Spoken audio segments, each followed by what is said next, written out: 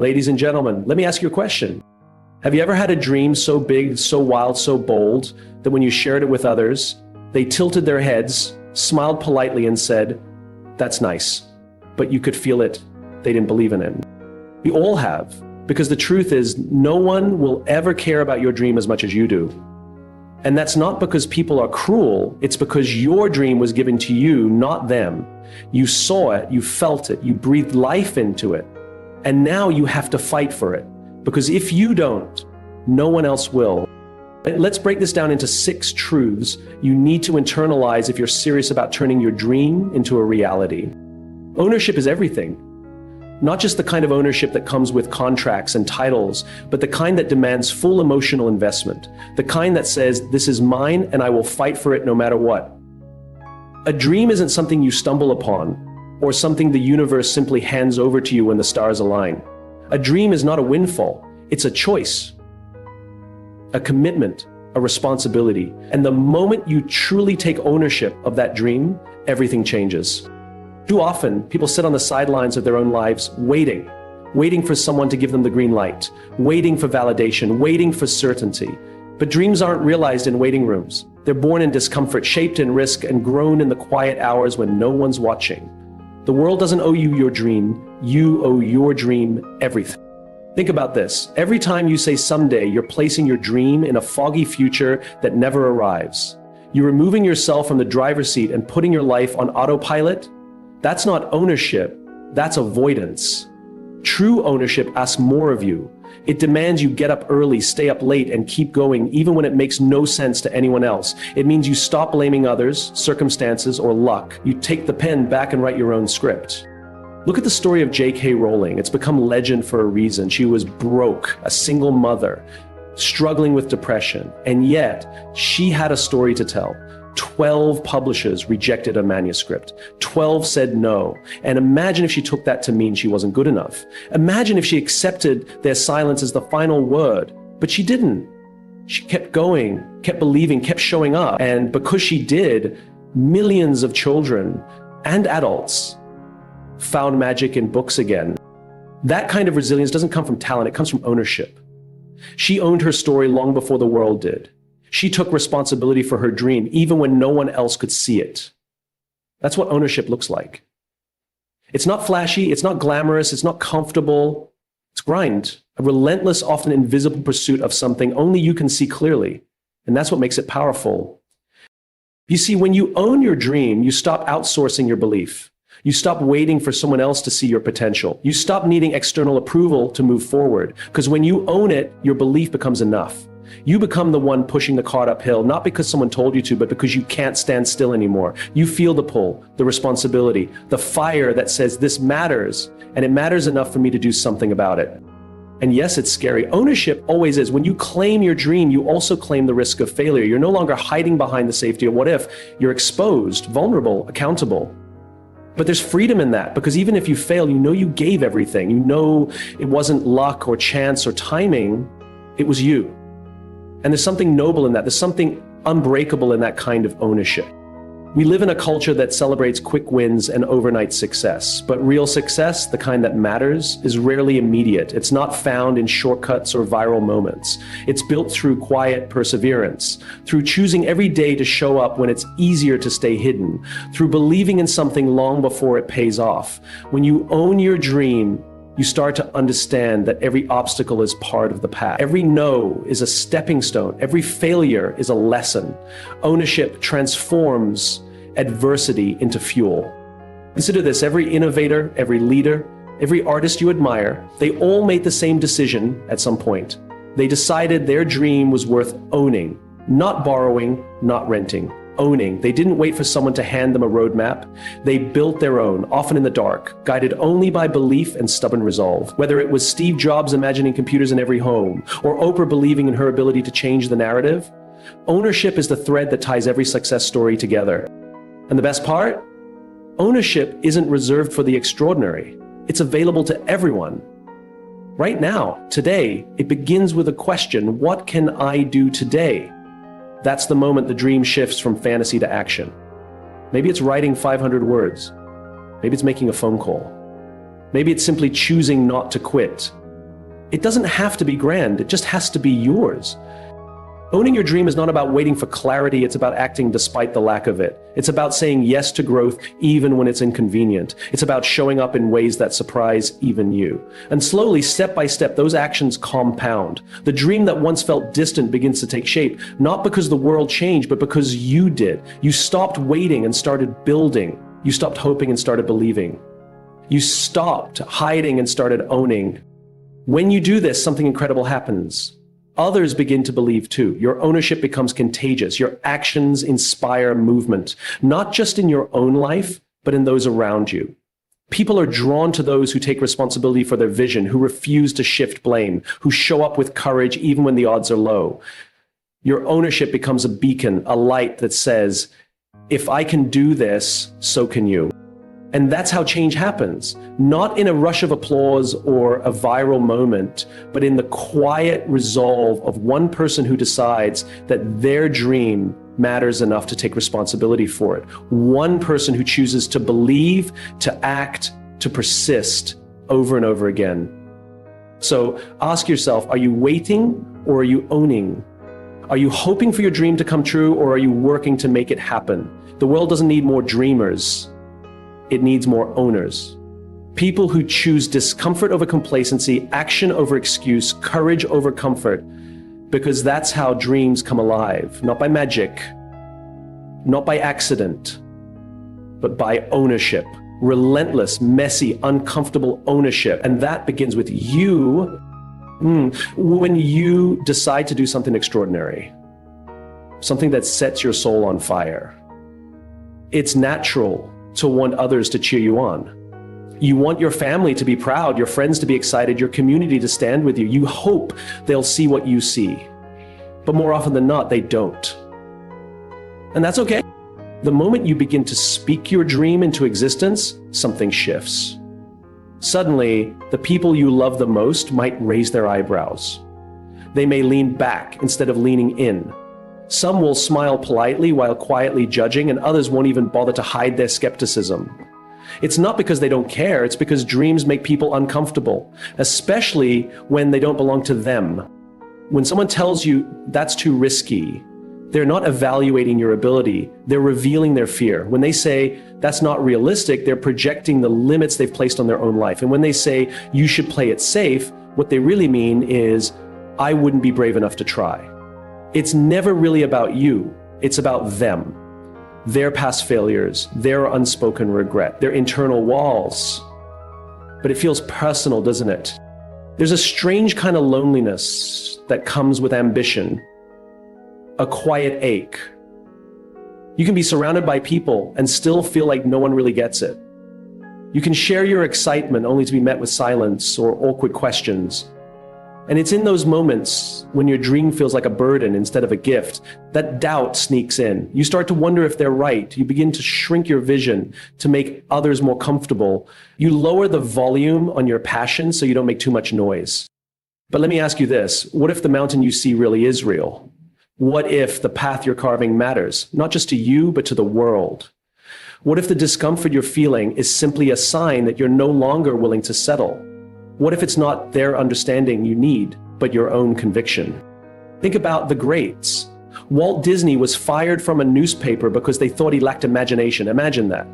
A man whose name is now synonymous with creativity and wonder was once told he didn't have what it takes.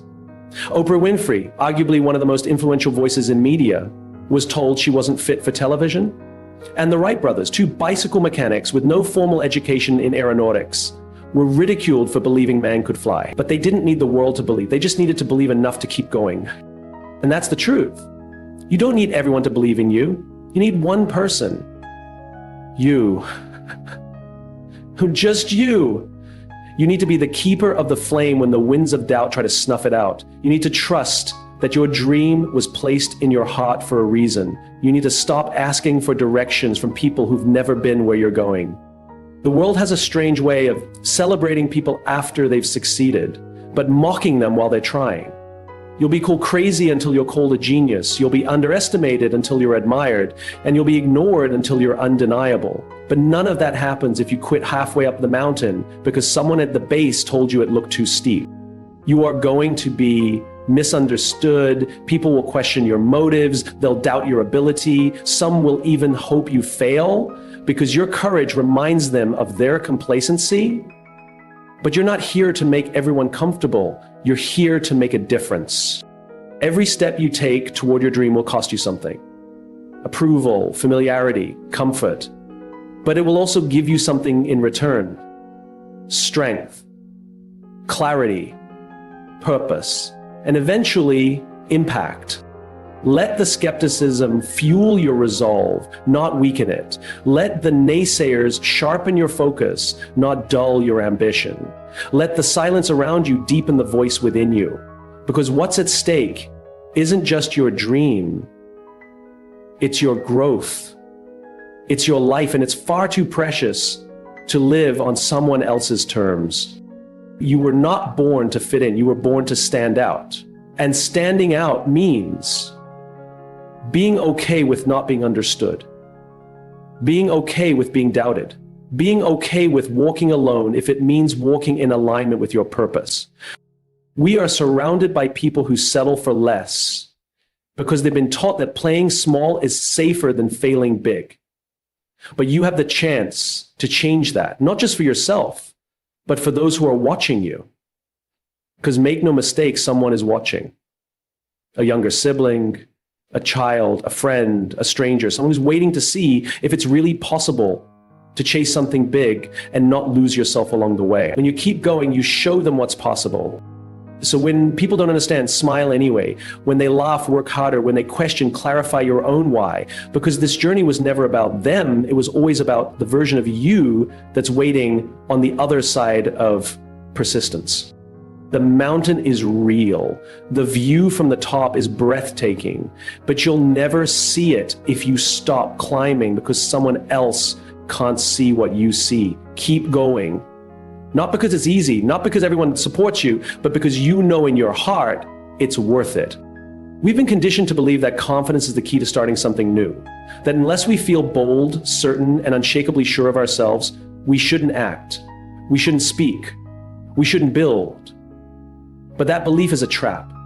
Because confidence is not the spark that begins the journey, it's the flame that grows from doing the work. The truth is, confidence shows up later. It's the reward, not the prerequisite. And that's why clarity matters more. Clarity is the lighthouse in the fog. When everything around you feels uncertain, when your legs are shaking, when your heart is pounding, clarity becomes the one thing that holds steady. It doesn't demand that you feel brave. It simply asks that you understand why you're moving forward. You don't need a booming voice to begin. You don't need the applause of others or the internal fireworks of self-assurance. What you need is a moment of honesty, a conversation with yourself that goes beneath the noise, beneath the doubts, beneath the ego.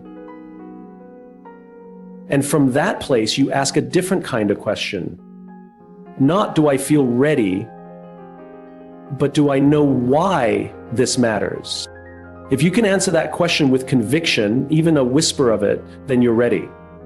Because clarity is quiet. It's not about making noise, it's about making sense.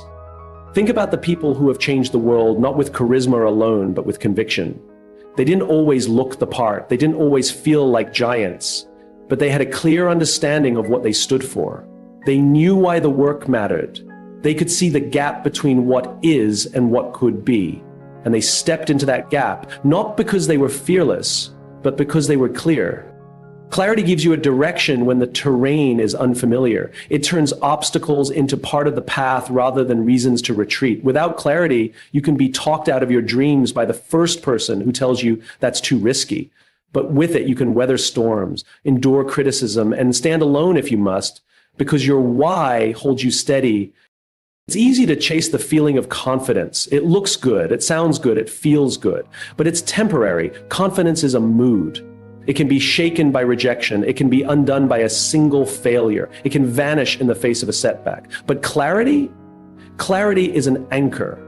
It roots you in meaning. It connects your actions to something greater than approval. It's not about how you feel in the moment. It's about what you believe in over time.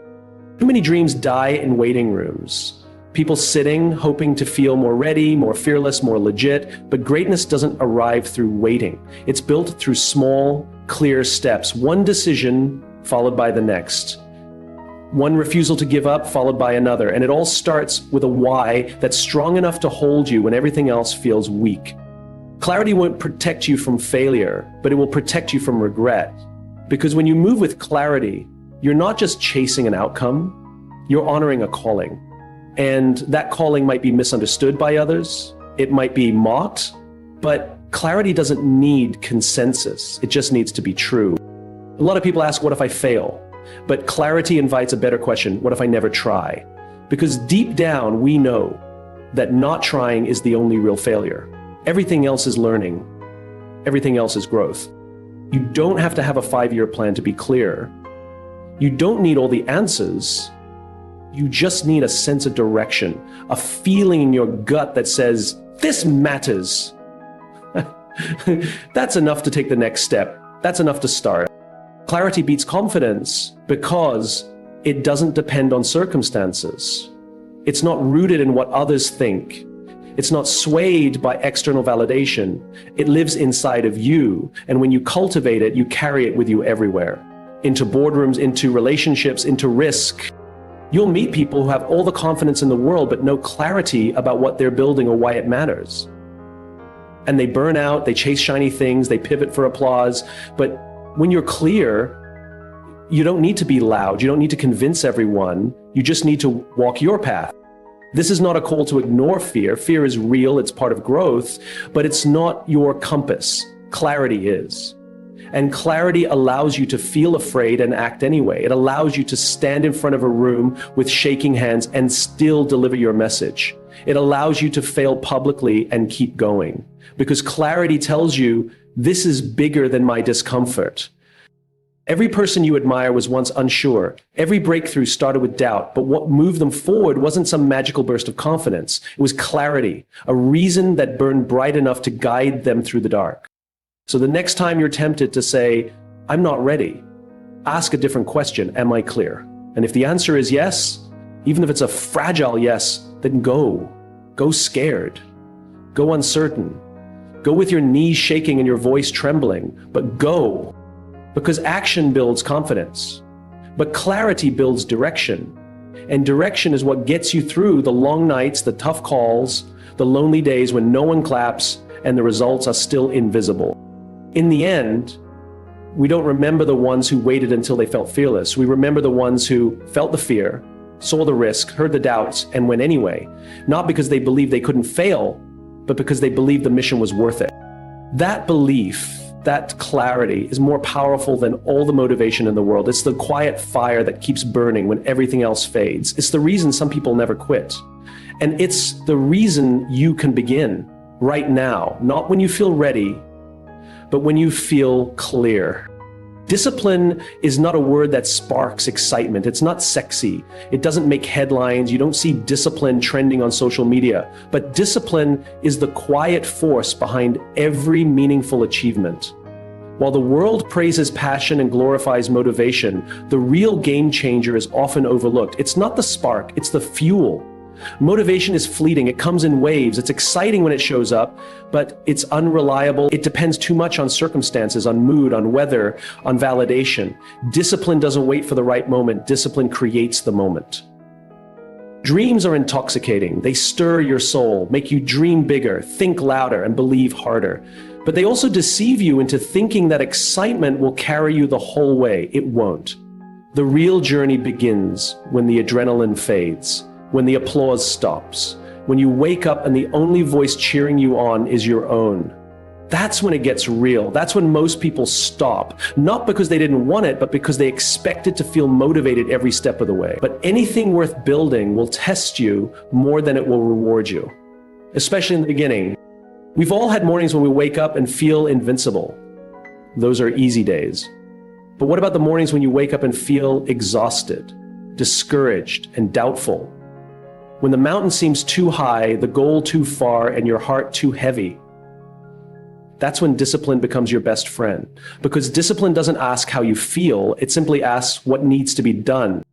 Discipline is choosing to act according to your values rather than your emotions. It's doing what's right even when it doesn't feel good. It's showing up not because you're inspired, but because you said you would. It's holding yourself accountable not to how you feel, but to who you want to become. And that's where transformation happens. Kobe Bryant understood this. He wasn't just a talented athlete, he was a relentless worker. There's a story that he would train at 4 a.m. every single day, not once in a while, every day. Why? Because he didn't rely on inspiration. He built a lifestyle on commitment. His greatness wasn't born from motivation, it was carved out by discipline. The gym, the early mornings, the late nights, it was a rhythm, and over time that rhythm became a legacy. Discipline builds rhythm, and rhythm builds results. Not immediately, not dramatically, but consistently. It's like water over stone.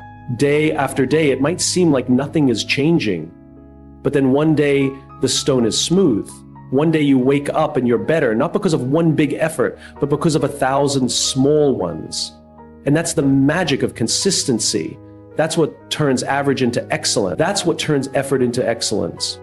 There's a moment in every dreamer's journey when the excitement dims, when the path gets lonely, when doubt creeps in like a shadow.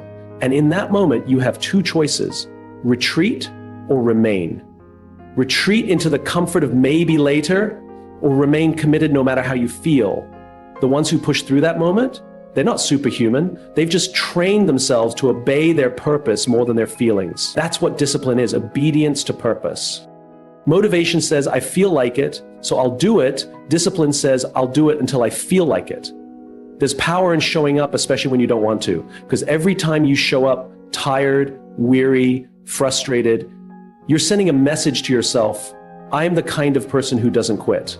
You're wiring your identity for perseverance, and that becomes a force no challenge can break. You don't have to love every minute, you just have to love the mission enough to not walk away. The truth is, you won't always enjoy the process, and that's okay. The goal isn't to enjoy every second, it's to endure with integrity. It's to stay when quitting would be easier. It's to press on when no one's watching, when no one's cheering, when nothing's changing yet. Because the breakthrough often comes after the point most people give up. Discipline is not about perfection. It's about intention. It's about choosing again and again to act in alignment with what matters most, even when you mess up, even when you miss a day, even when the road gets dark, because discipline isn't rigid, it's resilient. It gets knocked down, but gets back up. It doesn't wait for ideal conditions. It creates progress in imperfect ones. Think about anyone you admire, a leader, an athlete, an artist, a parent, a mentor. Behind their excellence is a mountain of effort most people never see. Hours of repetition, countless sacrifices, silent battles. It's not magic, it's method. And at the core of that method is discipline. The quiet decision to keep going, to give a little more, to rise again. You don't need more motivation. You need more decisions rooted in who you want to become.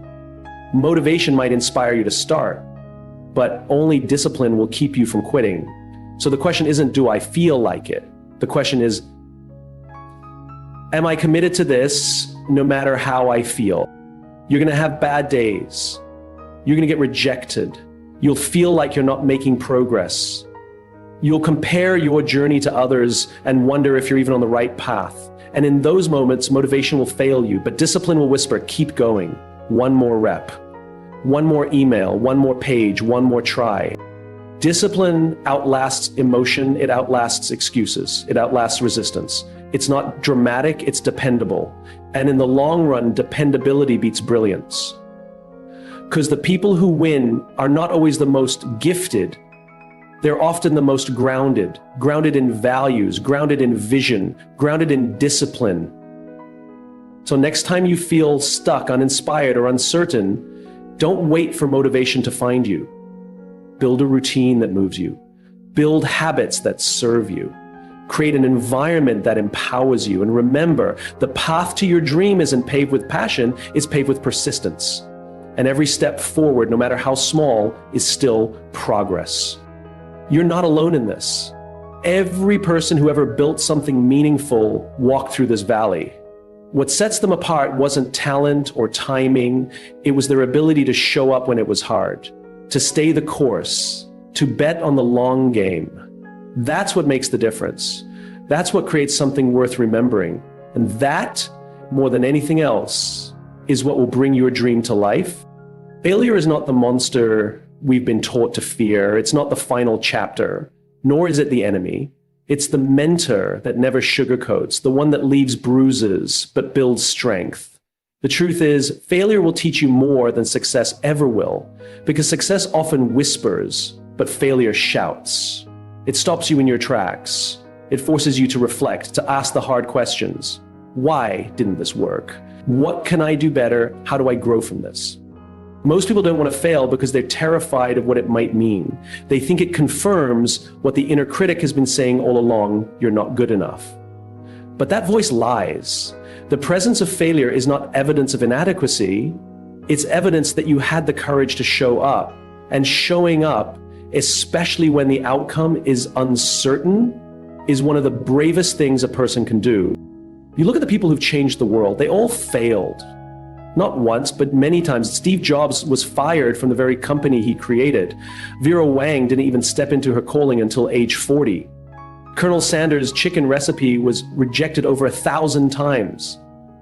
Think about that for a moment. 1,000 rejections. Can you imagine showing up with the same idea, hearing no over and over again, and still believing in it? That's not failure. That's faith in the face of resistance. Failure is the cost of entry to anything worthwhile. You cannot bypass it. You cannot outsmart it. You must go through it. It's like paying your dues. It humbles you. It tests your resolve. It asks you how bad you want this. And the only way forward is to say enough to try again. But as much as we talk about failure, there's something far more insidious that we rarely discuss: comfort. Comfort is seductive. It's the warm bed on a cold morning. It's the job you hate but stay in because it pays the bills. It's the life that looks good on the outside but feels empty inside. Comfort is subtle. It doesn't make a loud entrance. It tiptoes in quietly and offers you just enough so that you stop chasing more. The danger of comfort is that it doesn't feel like a problem until it's too late. Until the dream you had is nothing more than a memory. Until you look back and wonder, what if I had tried just a little harder? You see, comfort lulls you into mediocrity.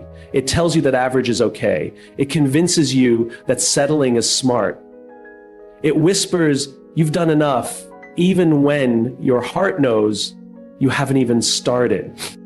You can feel it, can't you? That tension inside, the pull between what you're doing and what you're meant to do. It doesn't scream, it taps you on the shoulder when the room goes quiet. It shows up at night when you're lying in bed, staring at the ceiling, asking yourself if this is really it. That tension is your dream trying to get your attention. It's saying, hey, remember me?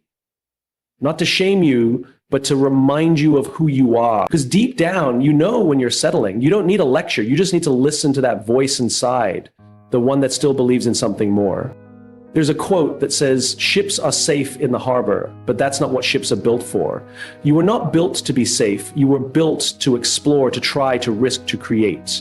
You were built to do things that matter, and things that matter come with failure. They come with rejection. They come with uncertainty, but they also come with fulfillment, meaning, and the kind of pride that no paycheck or title can ever give you.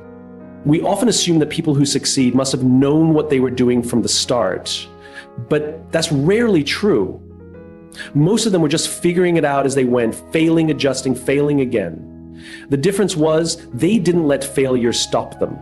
They didn't let comfort trap them. They chose growth over ease, and that choice over time changed everything. Ask yourself, are you playing not to lose, or are you playing to win? There's a big difference. Playing not to lose means doing just enough to avoid criticism, to avoid pain, to avoid the discomfort of failure. But playing to win means going all in, even if it means falling flat on your face, because you know the fall isn't final. It's just part of the climb. Imagine a world where people stopped running from failure. Imagine what would be possible if we saw every mistake as a stepping stone, every setback as a setup for something better. That's not just a mindset shift, it's a revolution. Because the moment you stop fearing failure is the moment you become dangerous, unstoppable, free. This isn't just motivational fluff. This is the reality of anyone who's ever dared to dream and dared even more to chase it. They didn't get there by being fearless, they got there by being brave. There's a difference. Fearlessness is the absence of fear. Bravery is action in spite of it. And every time you choose to try again, even when you're scared, you're proving to yourself that failure doesn't own you, comfort doesn't control you. There's a spark inside you. You've felt it. Maybe it's been buried under obligations, expectations, and excuses, but it's still there, waiting. And it doesn't need you to be perfect. It doesn't even need you to succeed right away. It just needs you to show up, to try, to care enough about your life to stop living it on autopilot. So let the world laugh. Let them doubt you. Let the failures pile up like bricks, and then use them to build your foundation. Because the dream is worth it. You are worth it. And this life, this one wild, beautiful life, is far too short to be lived in the safety of comfort. Choose growth, choose effort, choose failure. Because on the other side of all that trying, something extraordinary is waiting. Your dream is not a private fantasy. It is a public responsibility. The truth is, the dreams that carry the most weight, the ones that keep us up at night and pull us out of bed in the morning, are never just about us. They're not rooted in ego, they're rooted in impact. Because at the end of the day, your dream doesn't live in your head. It lives in the world you're trying to build. And that world desperately needs what you're carrying. When you dream of writing a book, it's not just ink on pages. It's someone out there lonely, confused, forgotten, desperately searching for words that reflect their inner world. Maybe they've never seen themselves in any story before. Maybe they've lived their entire life believing their pain was invisible. And then your words arrive like a lighthouse cutting through fog. That story you're afraid to write, that idea you keep shelving, doubting, over-editing, that could be the very thing that gives someone else the courage to keep going. And yet we hesitate, caught in the loop of self-doubt, forgetting that our hesitation has consequences far beyond our own timeline. When you dream of building a business, it isn't just for status or financial gain. It's a blueprint for somebody else's security.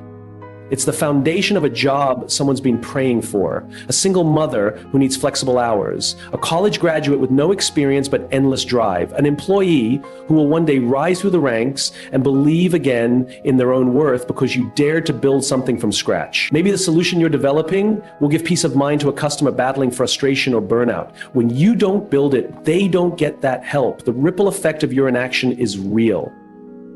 Because dreams are never just about us.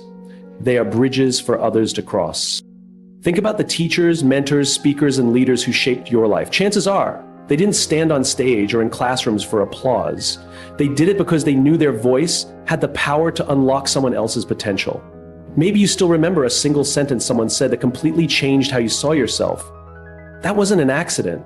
That was someone showing up for their dream, not to be impressive, but to be useful. That's the shift we all need to make.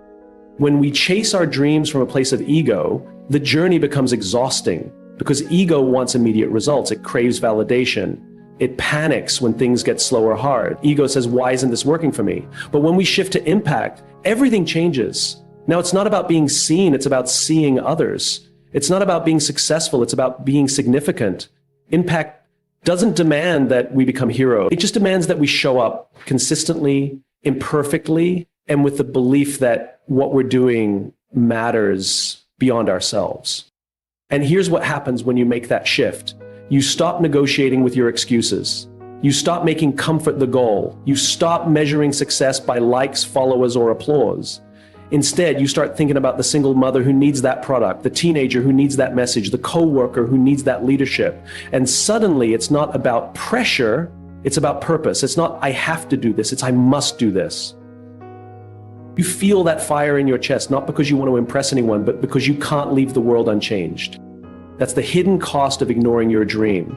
Someone else loses too. Someone else suffers the delay. And maybe you'll never meet them, never know their name, but they're waiting for your idea, your story, your business, your solution. Not perfectly polished, not finished, just real and raw and ready. Too often we treat our dreams like private hobbies. We tell ourselves we'll get to it when we're ready. We wait for perfect timing. But the truth is, someone else's breakthrough is tied to your obedience. And that doesn't mean you have to be fearless or flawless. It just means you have to be faithful. Faithful to the mission, faithful to showing up, faithful to trying again, even after the 100th failure. Because if you stop chasing the dream, the world doesn't just lose a product or a post. It loses a piece of its healing. It loses a voice that could have spoken light into someone's darkness. It loses a leader who could have redefined what's possible.